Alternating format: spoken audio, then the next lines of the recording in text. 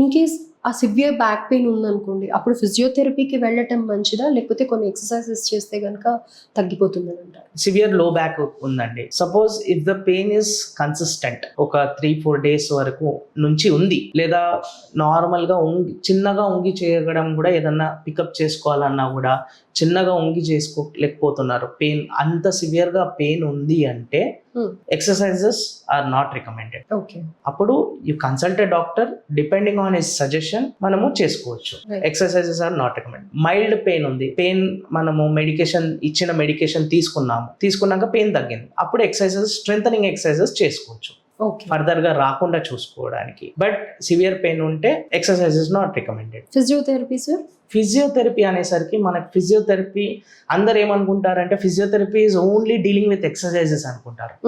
Physiotherapy is not only about exercise, but ఏంటి అంటే వాళ్ళ దగ్గరికి వెళ్ళినప్పుడు we have few machinery which help in pain management. అంటే మనకి అల్ట్రాసౌండ్ థెరపీ కానీ, హీట్ ప్యాక్స్ పెట్టడం కానీ, లేదా వాళ్ళు టెన్స్ అని కొన్ని మెషినరీస్ ఉంటాయి, దాంతో వాళ్ళు ట్రీట్ చేసినప్పుడు ఇది పెయిన్ మేనేజ్మెంట్లో హెల్ప్ అవుతుంది. అలా పెయిన్ తగ్గినాక మెడిసిన్స్ ద్వారా తగ్గి, ఆ మెషినరీ ద్వారా తగ్గించుకున్న తర్వాత, సివియర్ కేసెస్లో చెప్తున్నాను, దాని తర్వాత మనము ఎక్సర్సైజెస్ చేసుకోవచ్చు, బ్యాక్ స్ట్రెంథనింగ్ ఎక్సర్సైజెస్ అలాంటివి చేసుకోవచ్చు.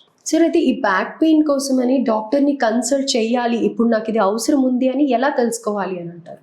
అదే లైక్ సివియర్ పెయిన్ ఉందండి, సివియర్ ఇప్పుడు ఏదైనా ట్రావెల్ చేసేసి వచ్చారు, లేదా హెవీ పని చేశారు, అప్పుడు సివియర్ పెయిన్ వచ్చేసింది, దానివల్ల అసలు కూర్చోలేకపోతున్నారు, నిల్చోలేకపోతున్నారు, నడవలేకపోతున్నారు, అలాంటప్పుడు డాక్టర్ని కన్సల్ట్ చేయడం అనేది మంచిది.